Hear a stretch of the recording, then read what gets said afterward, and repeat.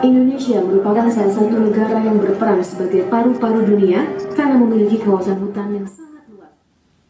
Seiring dengan berkembangnya zaman, maka kebutuhan bahan bangunan berbahan dasar kayu semakin meningkat. Ini berdampak pada penebangan hutan secara ilegal. Oleh karena itu, diperlukan bahan alternatif pengganti kayu.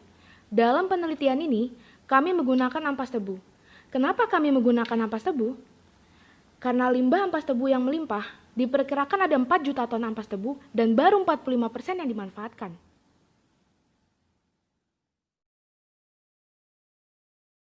Oleh karena itu, kami berinovasi untuk membuat papan partikel untuk keperluan bahan bangunan dengan berbahan dasar ampas tebu. Ikuti perjalanan kami ke Madukismo ya!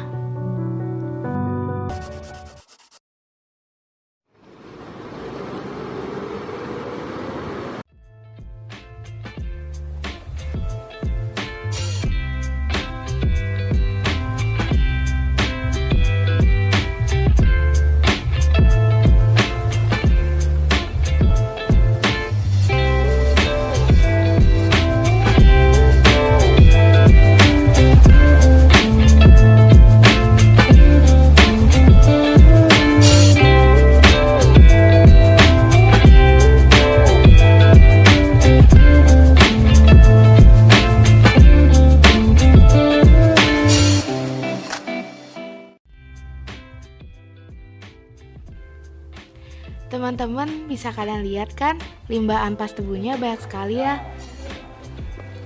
Teksturnya juga halus ya, jadi bagus untuk kita manfaatkan. Di Madukismo sendiri, ampas tebu hanya baru digunakan sebagai bahan pembakaran untuk menjalankan mesin uap penggiling tebu.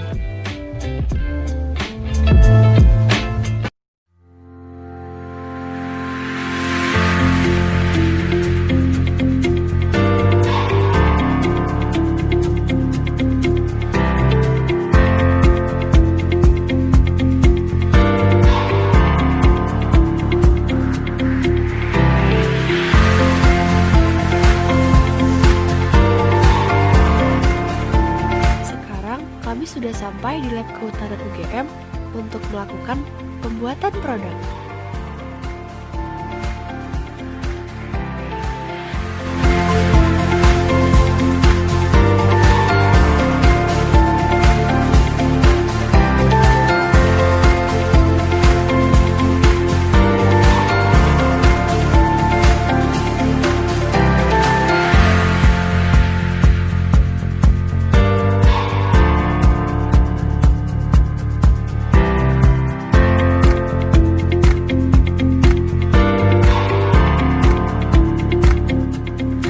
Dalam penelitian ini, kami menggunakan resin epoksi sebagai bahan penolong atau bahan perekat.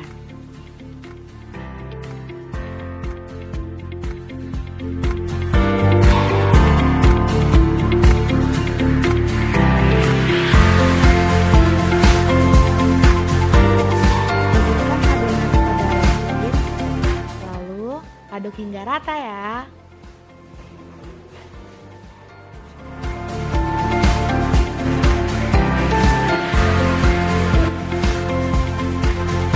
Tuangkan ampas tebu ke dalam baskom. Kemudian, ampas tebu dicampur dengan resin.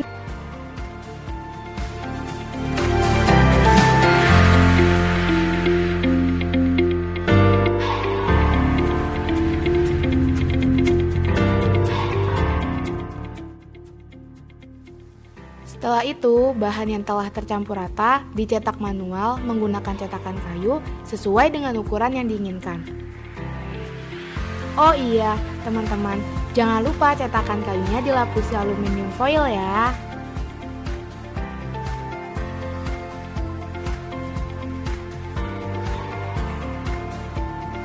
Lalu, dimasukkan ke dalam alat pengepres atau penekan selama kurang lebih 3 jam.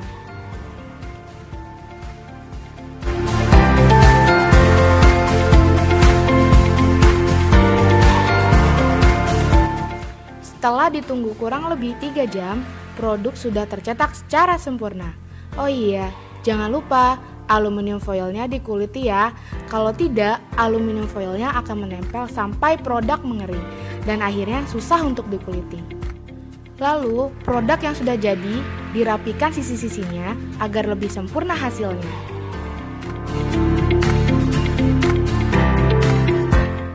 Dan ini adalah hasil produk-produk yang kami buat.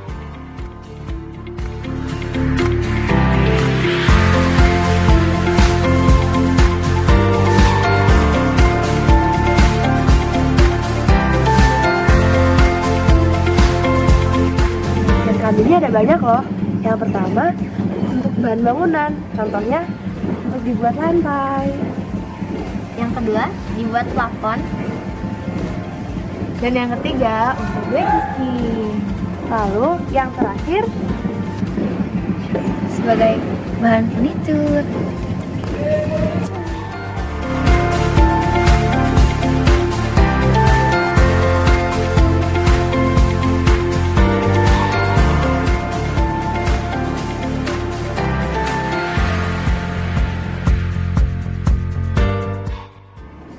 Gimana teman-teman? Serukah perjalanan kami? nah ini dia hasil-hasil penelitian kami tentang potensi ampas tebu sebagai bahan alternatif pembuatan bahan bangunan ramah lingkungan. Jadi, jangan lupa ya, lestarikan lingkungan sekitar kita. Sekian dari kami. Wassalamualaikum warahmatullahi wabarakatuh. Dadah.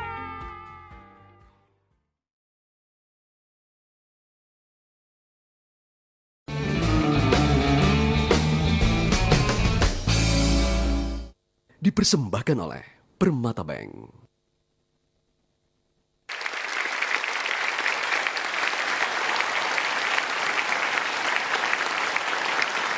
Baru-baru ini sejumlah ilmuwan muda Indonesia membuat kejutan karena mereka menang di sebuah kompetisi internasional.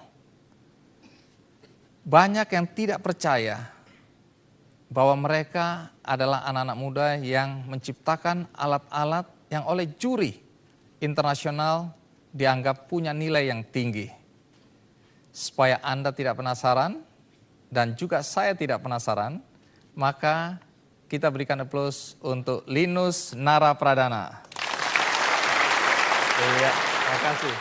Tapi apa betul Nara baru-baru ini menang dalam sebuah kompetisi internasional Ya, untuk para penemu muda? ya, Di mana? di Bangkok, Thailand.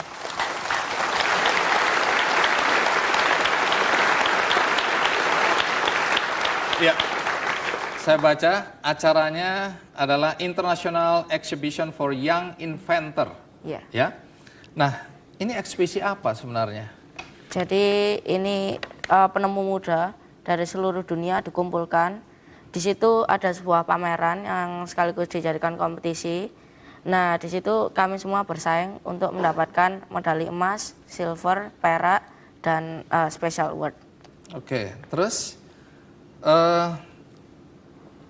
Nara mengalahkan berapa peserta di sana? Di sana ada 206 peserta. Dan kalau Nara?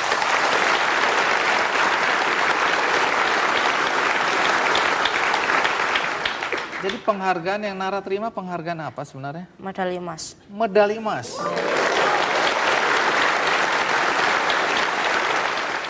Lalu apa yang membuat Nara menang? Juri berkomentar katanya di sana kan ada beberapa kategori Ya. dan dari seluruh kategori itu inovasi Nara itu mencukupi. Apa inovasi Nara ini? Jadi ini namanya gel coated helmet Oke. yang artinya helm berlapis gel. Jadi fungsinya dia bisa menurunkan panas di dalam helm sampai 21%. Wah.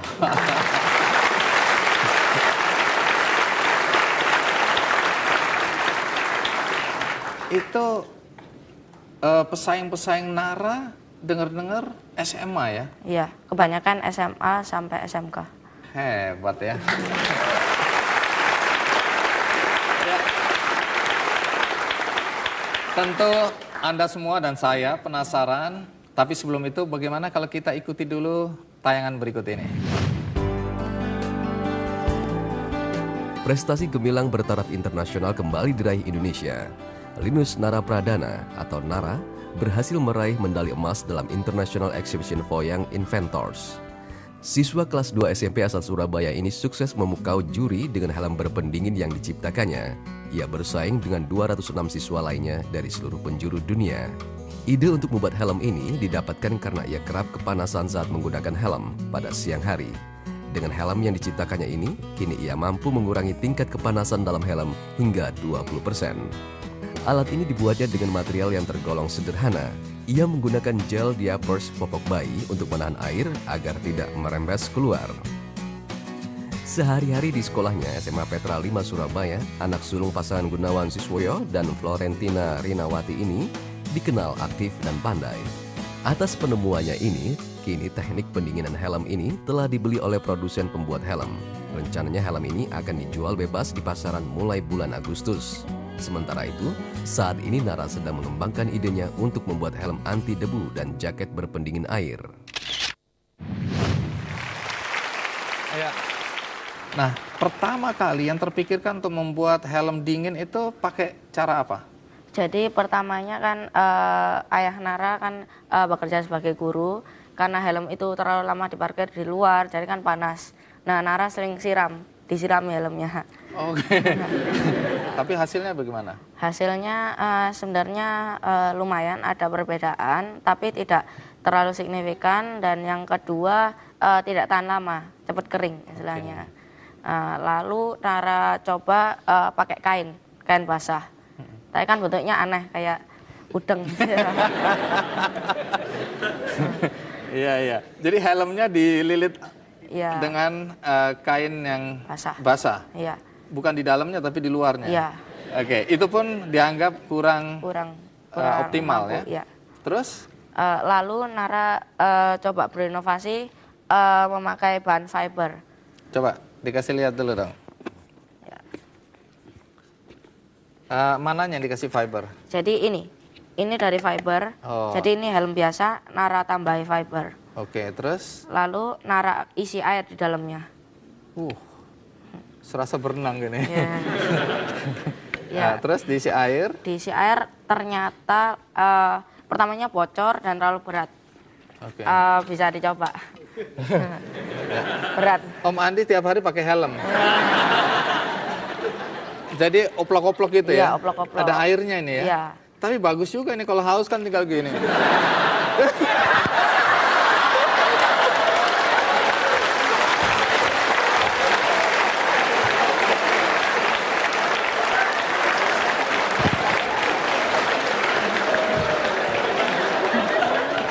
Nggak bener ini.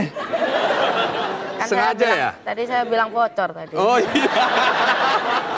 Iya ya, waktu dia bilang bocor saya nggak dengar ya. Oke, jadi ini ada airnya beneran ya. Oke, nggak mau main-main lagi lah. Jadi ini pun menurut Nara kurang optimal, kurang prima. Iya, karena sebulan sekali itu harus diisi. Oh, karena habis Iya, airnya, karena isi habis. lagi. Isi lagi dan itu beratnya. Dan berat ya? Iya, berat banget. Berapa kilo tambahan beratnya? Ini sekitar 800 gram. Oke, terus kemudian berikutnya apa yang Berikutnya, Nara lakukan? Ya, setelah itu Nara lihat iklan popok bayi di TV. Agak kacau ini. Oke, Dan- popok bayi apa yang membuat Nara terpikirkan tentang popok bayi itu? Jadi di dalam popok bayi ini ada sebuah gel. Jadi ini kapas ini bisa berubah jadi gel. Ini popok bayi ya? Iya. Dibuka, dibongkar gitu popoknya. Iya. Pantas kemarin ada tetangga yang datang bilang popok saya hilang semua.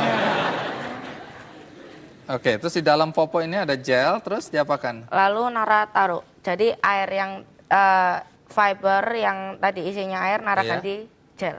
Oh, Itu. diisi dengan gel. Ya. Terus, Ternyata waktu Nara tes pakai termometer lumayan hasilnya. tapi gel itu diisi air lagi atau Iya, enggak? tetap Gel- diisi air. Oh, diisi air. Iya, tetap diisi. Oke, tapi lebih ringan atau sama Lebih beratnya? Lebih ringan. Oh, ini untuk alat pengisi air. Iya. Jadi ini dibuka, Dibuka. terus kemudian dimasukin air. Iya, Bisa dimasuk- tahan lama. Bisa tahan lama kalau yang gel. Oke.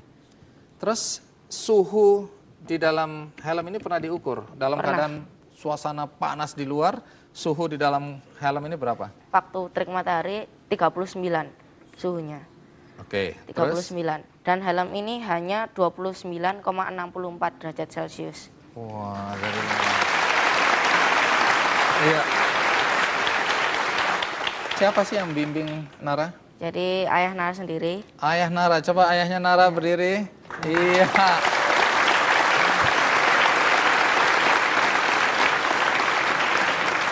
Ini sudah dipatenkan belum ini? Sudah. Sudah dipatenkan? Sudah. Jadi tadi disebutkan bahwa sudah ada yang berminat, Iya, pengusaha Indonesia, iya.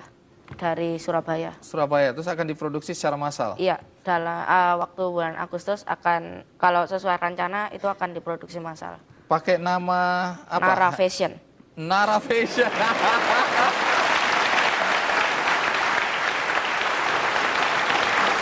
Mimpi Nara dalam urusan penemuan-penemuan ini apa?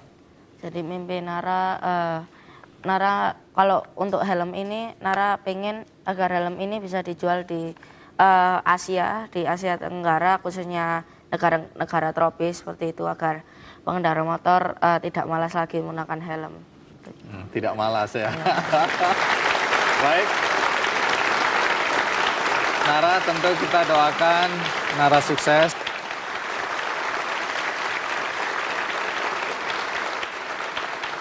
Dua siswa dari Yogyakarta menemukan sepatu yang punya mata. Dan ini katanya akan membantu para tunanetra untuk bisa melangkah tanpa tongkat. Apa alat yang diciptakan? Siapa yang menciptakan? Ikuti terus Ki Candy. Oke. Aman? Masih belum. Kalau Aman? Kalau misalnya Belum buzzer jatuh. tidak berbunyi, itu menandakan dia masih di dalam jalur, seperti itu. Oke, kalau dia udah keluar jalur maka akan berbunyi. Iya.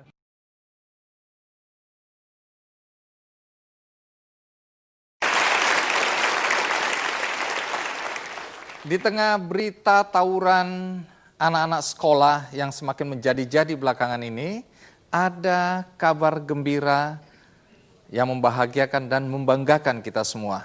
Sejumlah pelajar sekolah berhasil menciptakan, menemukan karya ilmiah yang berguna bagi kehidupan manusia. Bahkan karya mereka mendapat penghargaan di ajang internasional. Apa yang mereka ciptakan? Kali ini tamu saya sudah ada di depan saya. Yang ganteng ini namanya? Hibar. Yang cantik namanya? Putri. Putri. Kita berikan tepuk tangan untuk Putri dan Hibar. Oke, silakan duduk. Baik, Hibar. Katanya Hibar menciptakan sepatu anti kekerasan seksual. Oh, ya benar, saya ciptakan itu. Jadi itu untuk melindungi perempuan agar terhindar dari perkosaan. Iya, betul.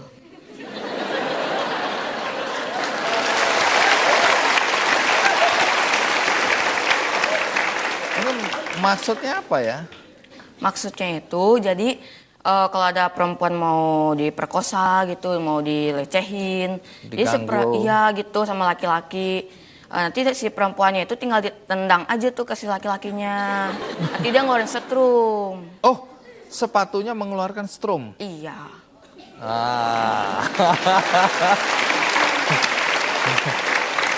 Ini kaum laki-laki iseng, hati-hati. Ya. Nah, kalau Putri katanya menciptakan juga sepatu yang bisa berfungsi sebagai charger untuk HP. Iya. Jadi sepatu ini desain untuk ketika kita berjalan kita bisa sekaligus mencas HP. Baik, sebelum saya lanjutkan tentu kita ingin tahu dulu Hibar. Siapa Hibar dan apa yang dia temukan? Ini dia kisahnya.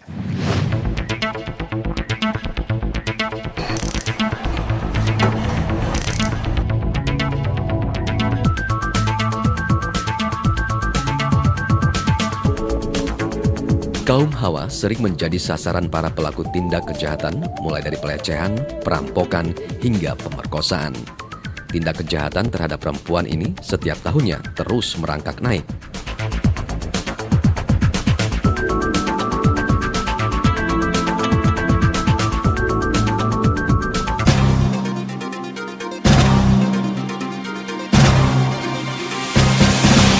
Untuk menangkal perbuatan kriminal itu, diciptakanlah sebuah sepatu listrik dengan bertegangan hingga 2000 volt. Pengguna sepatu itu cukup menekan tombol power yang terdapat di ujung sepatu.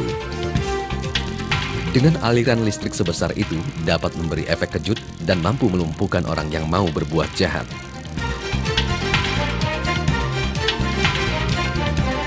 Hibar Syahrul Ghafur adalah inventor yang melahirkan sepatu dengan aliran listrik. Hibar siswa kelas 2 SMPN 1 Bogor ini membuat sepatu listrik itu karena ia merasa miris dengan berita banyaknya perempuan yang menerima tindak kejahatan, terutama pelecehan seksual. Dengan landasan pemikiran itu, Hibar berhasil membuat sepatu yang bisa menjadi alat pelindung para perempuan yang sedang terancam. Penemuan yang sangat bermanfaat, terutama buat perempuan ini, telah menjadikan Hibar terpilih sebagai finalis di ajang National Young Inventor Award tahun 2012. Hibar yang senang dengan pelajaran matematika ini adalah anak dari keluarga sederhana. Tempaan ayahnya yang seorang tentara ini juga ikut mempengaruhi karakter Hibar untuk menjadi anak yang mandiri dan tidak mudah untuk menyerah.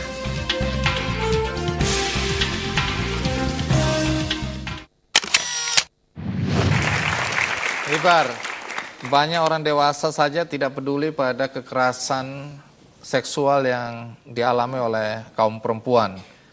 Kamu ini masih kecil kok udah mikir ya. Jadi idenya itu karena Hibar sering melihat di televisi banyak terjadi kekerasan pada kaum perempuan. Betul. Nah, terus kemudian bagaimana sampai ide membuat sepatu ini muncul? Saya kan awal sering nonton berita-berita tuh ya. Di situ tuh banyak perempuan diperkosa, dilecehin angkot-angkot. Dari situ saya nyari solusi nih, gimana nih bagi mereka ini nih, kan kasihan gitu. Awalnya saya tuh kepikiran BH sama celana dalam itu. Tapi kenapa kok nggak jadi? Karena terlalu beresiko. Iya. Beresiko bagi siapa? Nanti kalau misalnya kena lagi mengambil tas, kena dia sendiri apa tuh?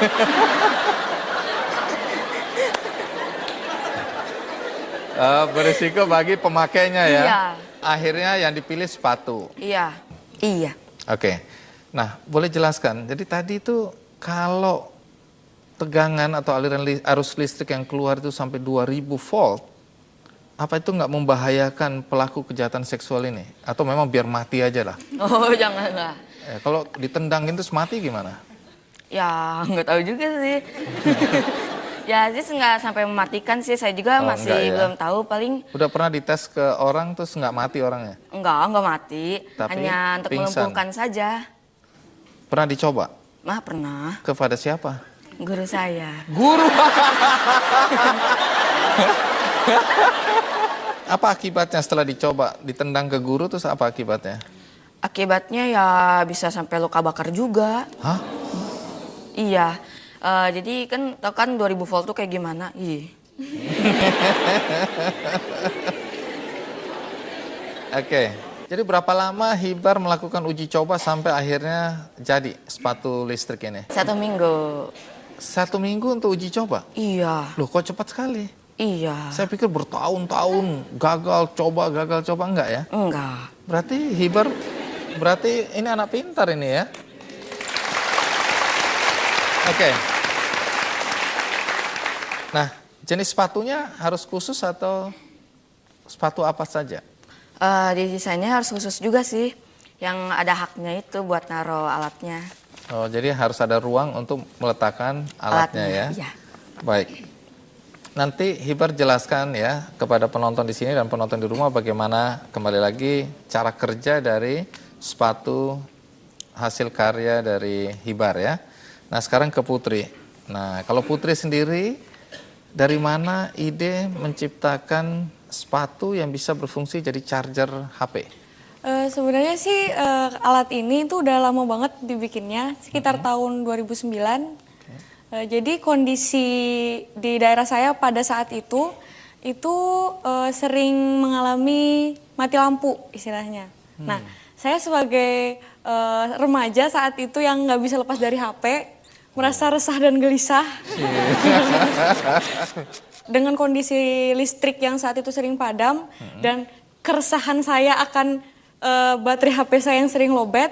Jadi saya mikir untuk membuat energi alternatif supaya kita tidak terlalu bergantung pada sumber energi yang sudah ada gitu. Stop sampai di situ dulu, nanti lanjutkan. Oke. Sebaiknya kita ikuti cerita tentang apa yang dilakukan oleh Putri berikut ini.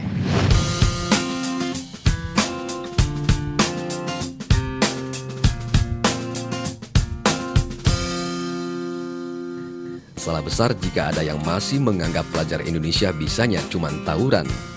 Lihatlah suasana ini. Setiap ajang nasional Young Inventor Indonesia yang diadakan Lembaga Ilmu Pengetahuan Indonesia atau LIPI sejak tahun 2008 selalu dibanjiri peminatnya. Dan satu lagi, anak bangsa yang memiliki hobi melakukan penelitian dan eksperimen di bidang sains, Safira Dwi Tias Putri. Siswi kelas 2 SMA Sampurna Akademi Bogor, Jawa Barat ini termasuk remaja kreatif yang telah menciptakan berbagai macam penemuan. Salah satu temuan gadis yang juga hobi seni bela diri ini adalah sepatu yang mampu memproduksi energi listrik. Penemuannya itu berawal dari kebiasaan Putri yang aktif bersosial media melalui handphonenya. Namun dia sering dibuat jengkel dengan tenaga baterai selulernya yang sering habis. Kekesalan Putri memuncak karena rumahnya yang beralamat di Ekmel, Lombok Timur, Nusa Tenggara Barat sering mendapat giliran mati lampu dan menunda dia untuk online kembali. Karena keadaan itu justru memicu gadis berusia 16 tahun ini untuk mencari cara dan memutar otak untuk mencari energi alternatif untuk mengecas baterai handphonenya. Sampai akhirnya Putri mempunyai ide untuk membuat sepatu yang dapat menghasilkan listrik. Dalam sepatu itu Putri menggunakan konsep perubahan energi gerak atau kinetik menjadi energi listrik. Energi gerak dihasilkan saat berjalan, energi tersebut diubah menjadi energi listrik dengan menggunakan dinamo. Dengan penemuannya itu, Safira telah terpilih sebagai inventor terfavorit di ajang National Young Inventor Award tahun 2009. Dan dengan penemuan yang sama, dia meraih medali emas di Special Awards dalam kompetisi Asian Youth Inventor of Energy Exhibition di Taiwan tahun Inovator 2010. Tahun 2012, Safira juga mendapatkan penghargaan juara ketiga dalam ajang National Young Inventor.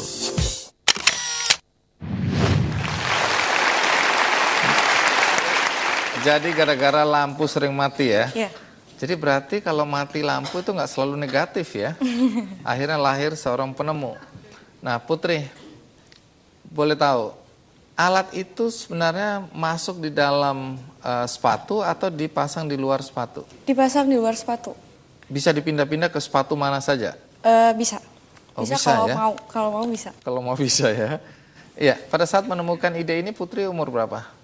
Waktu itu kelas 2 SMP ya, sekitar umur 14-15 ya. Oke, jadi kelas 2 SMP. Iya. Siapa yang membimbing Putri sehingga betul-betul bisa diimplementasikan gagasan Putri ini? Ayah saya sendiri. Ayah? Iya. Waduh, beruntung sekali punya ayah seperti itu ya. Apa kesulitan Putri untuk menciptakan sepatu yang bisa berfungsi jadi charger ini? Kesulitan sih untuk mencari alat dan bahan, karena pada saat itu di lingkungan rumah saya itu tidak ada laboratorium khusus untuk meneliti yang seperti ini. Jadi saya mencari alat-alat yang sudah ada dan disatukan, gitu. Mencari alat dan bahannya. Berapa lama dari uji coba sampai jadi? Itu sekitar sebulan atau kurang dari sebulan juga. Jadi rata-rata nggak lama ya? Iya. Berapa dana yang sudah keluar untuk proyek ini? Kalau dana sih karena sepatunya sepatu saya sendiri, jadi nggak usah beli sepatu. Nah kalau paling ya bongkar pasang alatnya sih ya nggak lebih dari 50.000.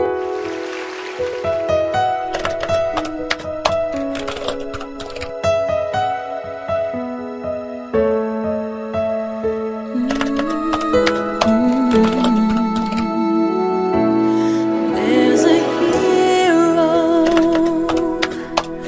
if you look inside your heart. You don't have to be afraid of what you